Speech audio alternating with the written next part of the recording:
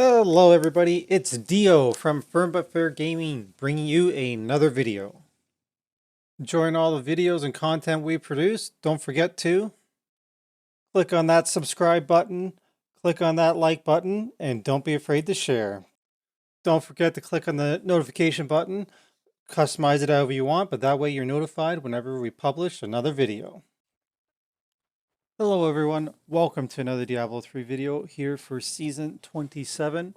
So we are on the Demon Hunter again, and we are going to be taking a look at the Embodiment of the Marauder set build. So this is a set that requires pets, or specifically turrets, and so it's a little bit of a kite and survive build, but it's still super powerful. So let's take a look at what all it looks like. So I'm going to show some gameplay, so I'm just going to jump into a dungeon here, a Crater Rift, and show you what it looks like in action. So here we go. We're just going to jump into a 110 just to show you what it looks like. Not the greatest of map to start, so we're going to get our turrets out so that we get some defense because we're rocking Zoe's Secret. So the more pets we have out, the more tankier we are. We're also using bolas, so we do want to kind of shoot everything with that because we're using the Odyssey as well, so things are going to take a lot more damage. I think there's frost on me. Pretty hard to see. So basically the turrets are going to auto fire our cluster arrow. I almost died from standing on that. And then we kind of just, it's kind of like a kite build in the sense that we really don't want to, like we're using Zyes as well, so we don't want to get up close and personal. So we spend a lot of time doing our best to be at a distance.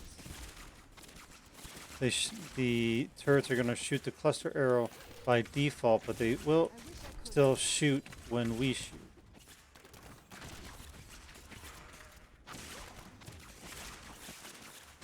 So we are actually fairly squishy. I'm trying, and then of course we have the CD on the turrets, so trying to keep them placed well is going to be a skill to practice. I'm still obviously getting better at it. I'm not a great build when it comes to the whole kite thing. I'm more of a in-your-face kind of play style, so this is a little bit foreign for me. But you know, we're making progress. It's a little slow going here, but that's generally. Oh yeah, just that squishy, like most classes, like just the magic damage is really insane to us. So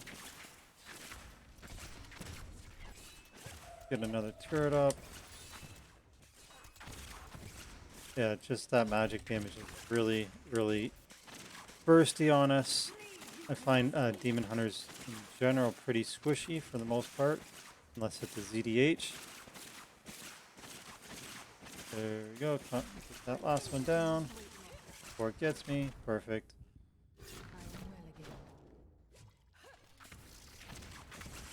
Oh, and then we ran into it. So this is not exactly a speed build, at least I haven't found it that way as of yet. It's more of a slow but steady, reliable chip method. Like, you know, if you're able to stay away from them, you can. It is pretty survivable in that sense. But as soon as you have the difficulty getting away, or there's magic damage, where I find it really suffers.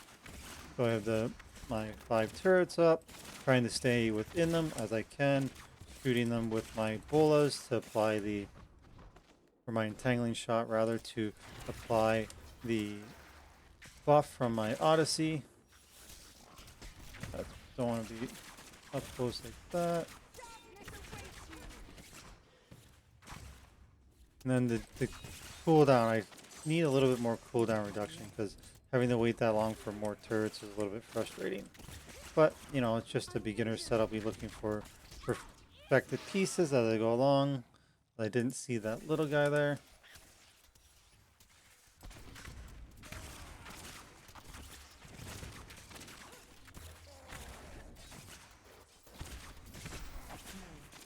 And the main thing also is to try to keep Vengeance up as often as possible, since it's very big damage mitigation. No pylons yet. Hopefully we get one here soon.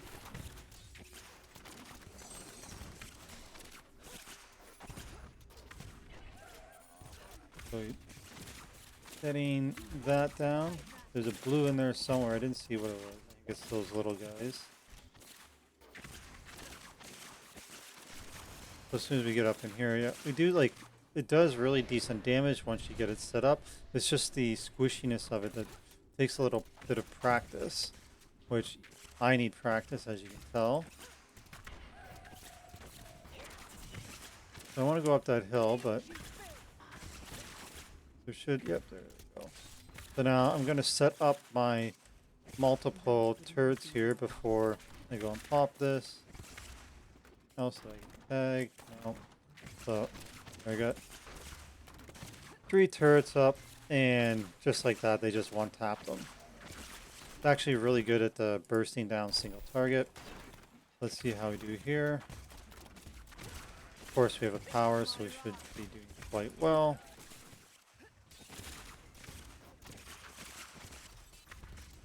See what we can find. Trying to tag several things without overextending myself and then dying as a result. You don't really want to die when you have any buff, especially power when it's such a short duration one, even with the flavor time. Alright, so we got a lot of magic going on. Might just retreat a little bit and just count on my turrets to nuke some things down, shoot some tangling shot, get the rock from Odyssey.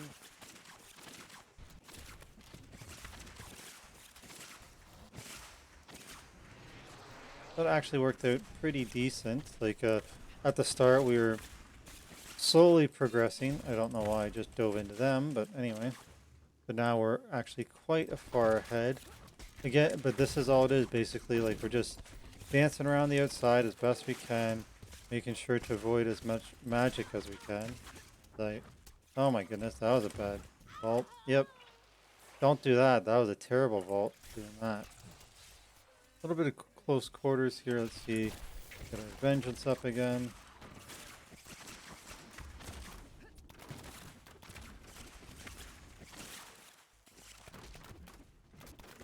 Another turret.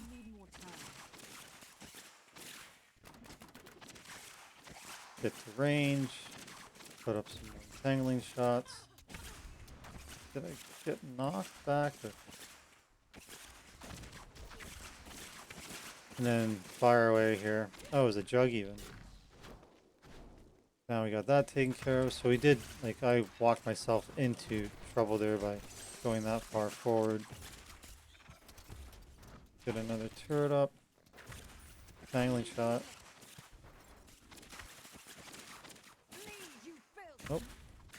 Vortex. Turret. Got my max. Tangling. Turret. And gonna spawn the guardians. Let's just surround this guy. We'll put down. And then see how quick he gets nuked here. We had the Oculus there off the start. Another Bola. I mean, that was a little bit longer than I would like. 9, well, I guess just under 8. Fall on blood shards. But basically, that's all there is to it. I know that's a little bit longer gameplay. And of course, I obviously misplayed a little bit. But it's just spacing out the turrets, kind of dancing around the outside. We want to entangling as many as possible. And then when we're safe, do cluster strikes, cluster arrows too. Because when we shoot, the turrets will also shoot. They're always auto shooting, but then we can focus down something specifically or have a burst there of damage. That's kind of what there is to it. Like I said and have been iterating, it's fairly squishy, but if you're able to position yourself accordingly and utilize your turrets, like it is a very solid build and quite strong. As you can see, we're nuking down some of the elites when we got to them, and my gear is not overly good, and my gems are lower level. I think they're only level 70s, so as they get stronger, of course, they'll be doing way more damage.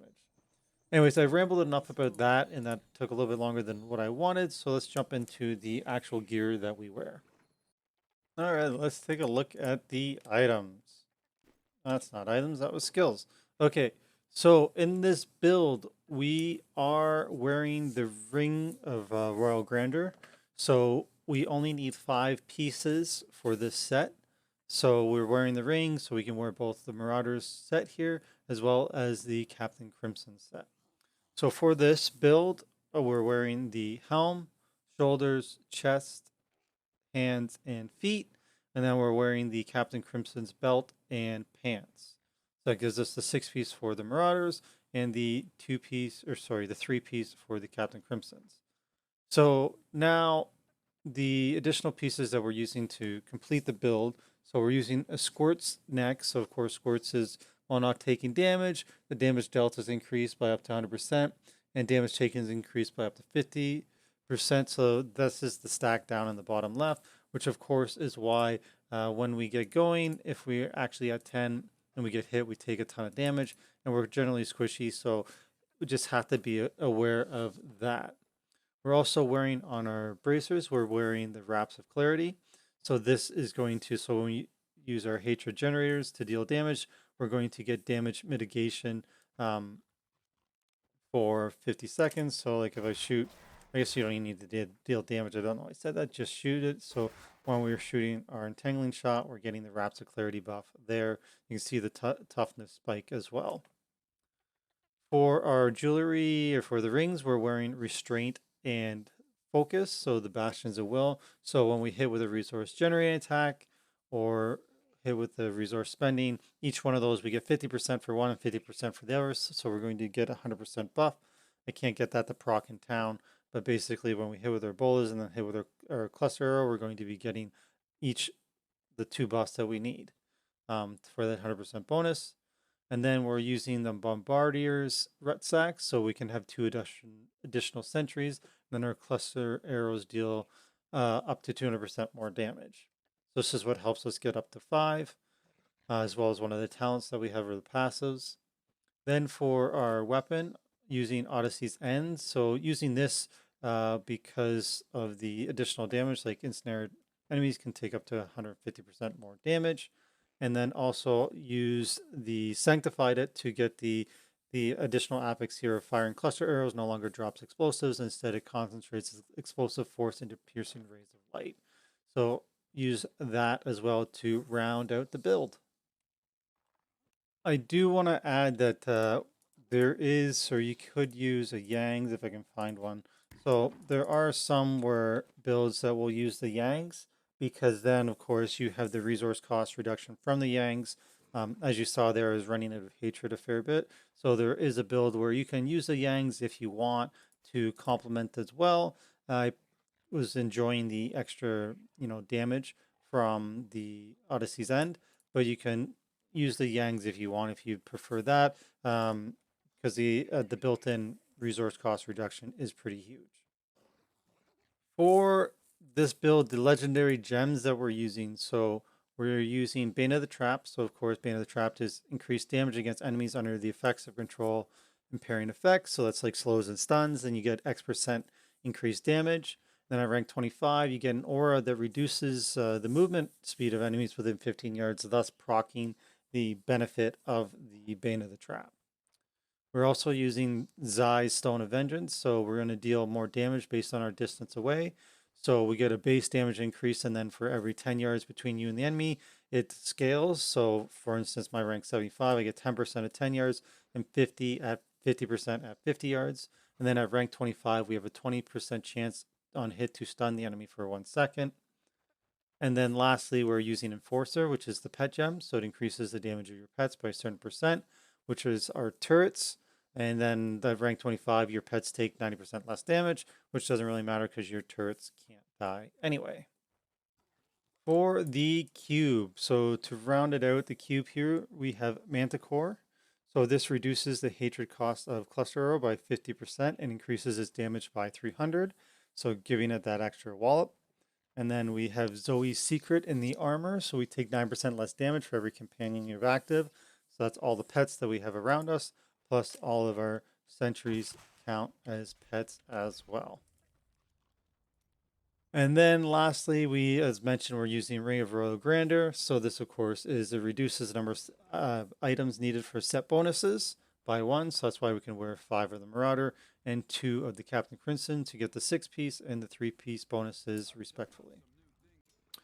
For the skills, I'm using the Wolf, the Companion with the Wolf Companion. So the Wolf Howl is granting us increased damage for a short period of time, so I'm going to use that for burst or just damage output, and it also helps the turrets deal more damage as well. Then using Vengeance with Darkheart, so of course this lasts for 20 seconds and it reduces all damage taken.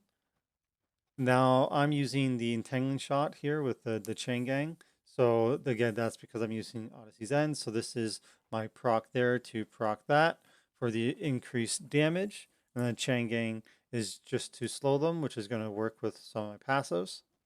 Then I'm using Vault or Tumble. Yeah, Vault with Tumble, just so it's going to help me move around and avoid some attacks. Then for my damage ability here, we're using Cluster Arrow with Cluster Bombs. So firing an arcing arrow, it draws multiple grenades along its path. So that's what I'm using there. And then lastly, using Sentry with the Guardian Turret. The turrets create a shield that reduces damage taken while you're inside it. So I actually do a pretty bad job of standing inside them. But this is where I was talking about the Sentry placement, where once you get better at that, one, you're going to be maximize your damage output as well as your survivability. So that's just something I personally need to work on, as I'm used to more of a in-your-face type builds. Then for the passive, we have Custom Engineering. So it increases the duration of our sentries.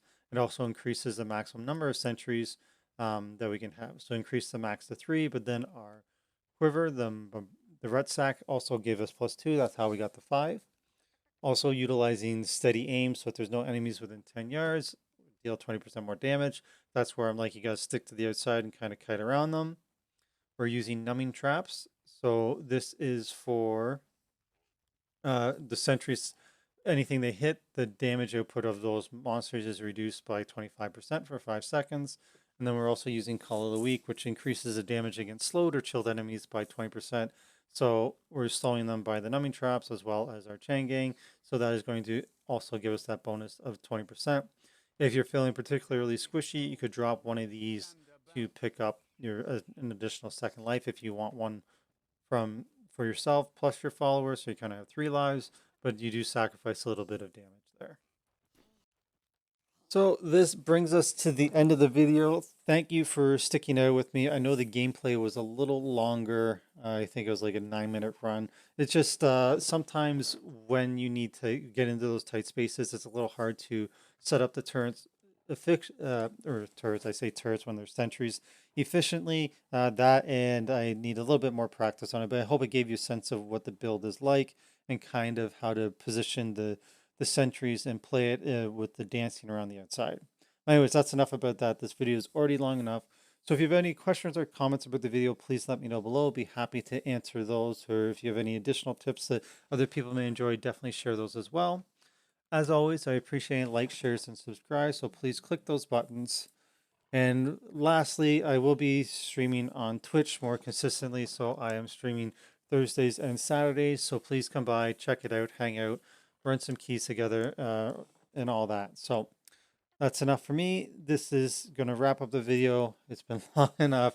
So I appreciate you guys watching it. And I hope to either see you on Twitch or see you in the next video.